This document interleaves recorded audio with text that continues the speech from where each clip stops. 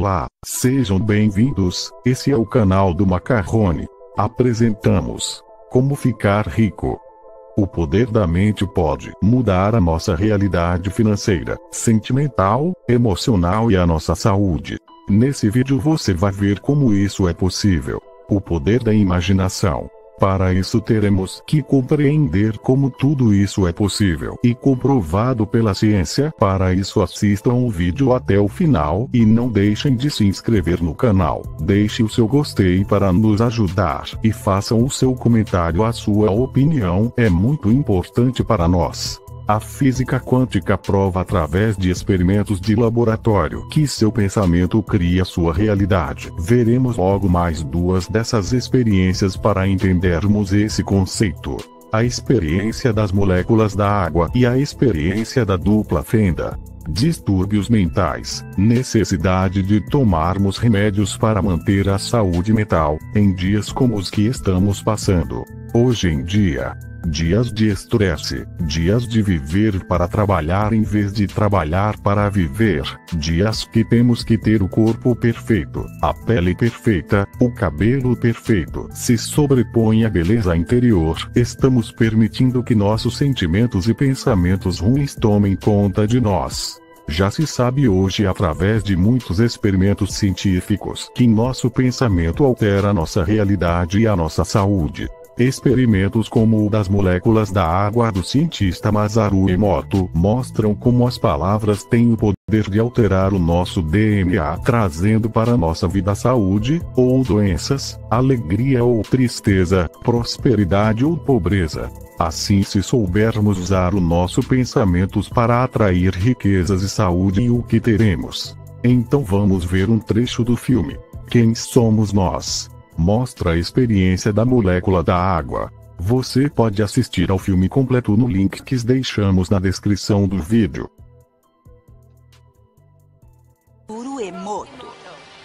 Sr. Emoto ficou terrivelmente interessado na estrutura molecular da água e o que a afeta.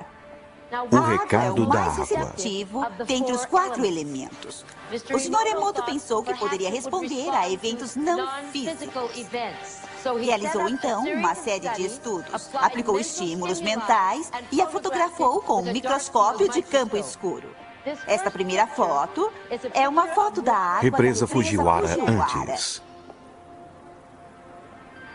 E esta foto é a mesma água após receber uma bênção de um monge zen budista. Represa Fujiwara após Agora, oferta de nessa próxima prece. série de fotos, o Sr. Emoto imprimiu palavras, colocou-as nas garrafas Água de destilada. água destilada e deixou-as por uma noite.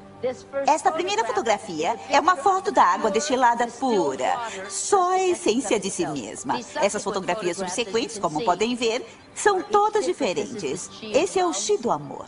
Chi do amor. E aqui podemos ver o obrigado. E podem ver onde ele colocou a palavra nesta garrafa aqui. Mas os que leem japonês já sabiam disso. O Sr. Emoto fala sobre o pensamento ou a intenção sendo Obrigado. a força motriz em tudo isto. A ciência de como isso realmente afeta as moléculas é desconhecida. Exceto Você para me as enoja, vou matar moléculas você. E é realmente fascinante se pensar que 90% de nossos corpos é formado de água.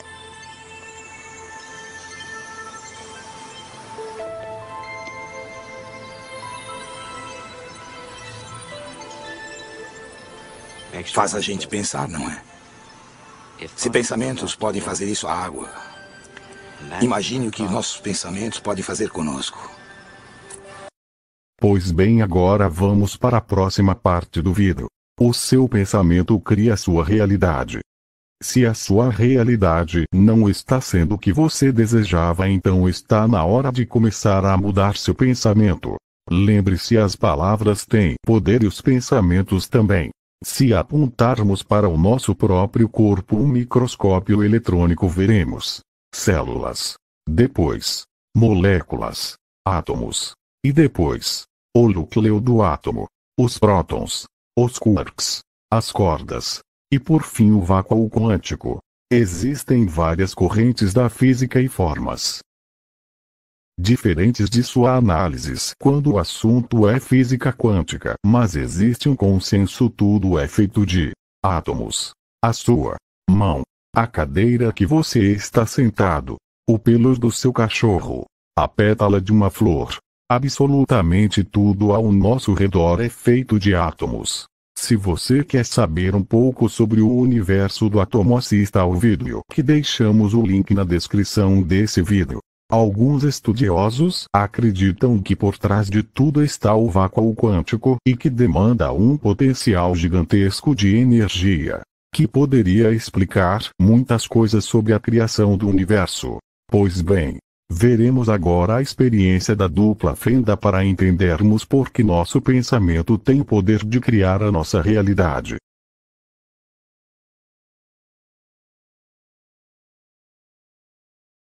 O experimento da dupla fenda na sua versão mais clássica consiste em lançar elétrons contra uma chapa com duas fendas abertas.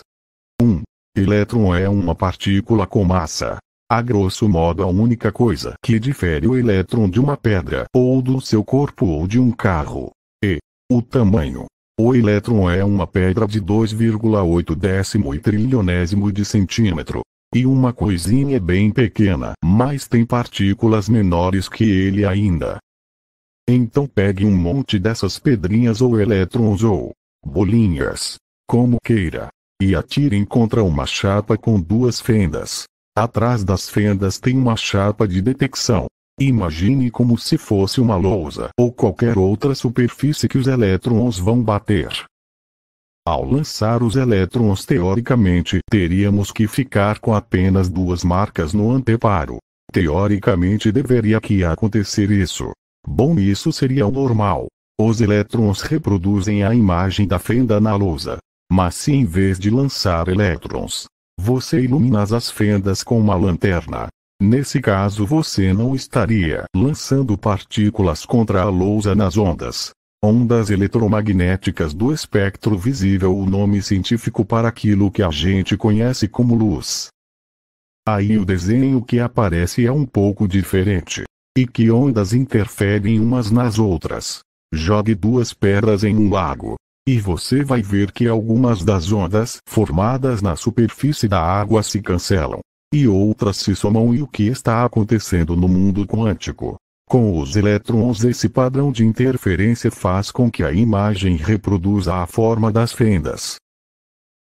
Em vários locais da lousa, fica tudo espalhado, mas aí.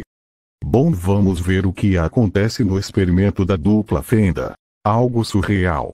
E que quando você lança elétrons contra as fendas, o que você obtém na lousa e o mesmo que acontece em um lago. Existe um padrão de interferência.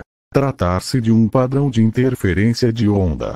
Isso prova que, quando uma partícula é pequena o bastante, ela não se comporta como um pedaço de matéria, mas como uma onda. Lembre-se que um elétron é basicamente uma pedra.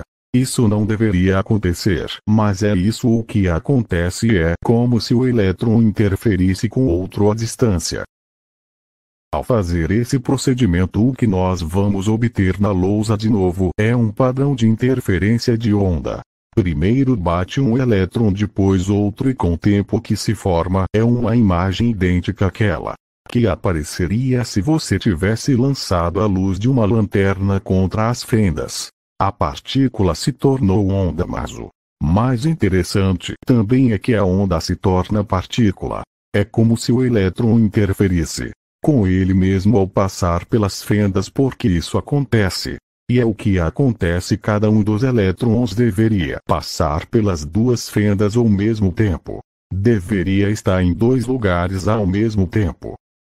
Como coisas não ficam em dois lugares ao mesmo tempo, que foi que aconteceu? Para tentar descobrir, os criadores do experimento colocaram um detector em cada fenda. Se o elétron passasse pela fenda da esquerda, o detector dela apitava. Se o elétron passasse pela da direita, o detector também apitava. Se o elétron passasse pelas duas ao mesmo tempo, o detector também apitava. Nesse cenário com os detectores instalados, o que acontece? Isso aqui, presta atenção, o elétron deixa de se comportar como onda, ele vira uma pedra. O que surge na lousa é exatamente o que apareceria se você tivesse tacando pedras, ou pessoas ou carro contra a chapa da fenda dupla.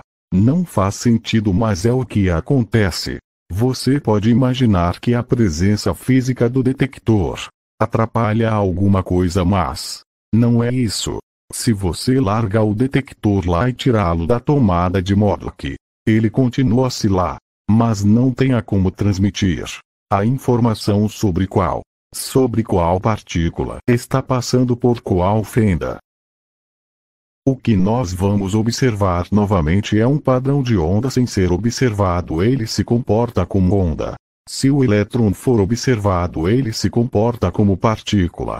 Como o elétron sabe se o detector está ligado ou não? É lógico que ele não sabe. Mas é assim e pronto.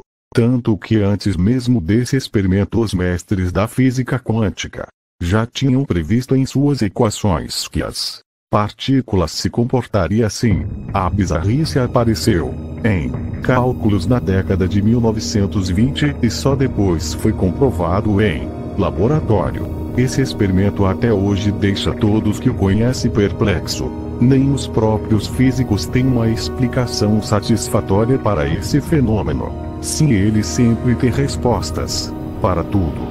Mas no caso da mecânica quântica, as equações matemáticas não se encaixam muito bem. As explicações não convencem muito, pois é mais uma vez, antes de sermos macros, somos micros. O corpo humano tem cerca de 70% de água em sua composição. Somos constituídos das mesmas partículas subatômicas que formam o átomo e o mundo quântico. Partindo dessa lógica, a mecânica quântica nos diz que tudo é onda e partícula ao mesmo tempo, além de dizer que é o observador que cria sua realidade.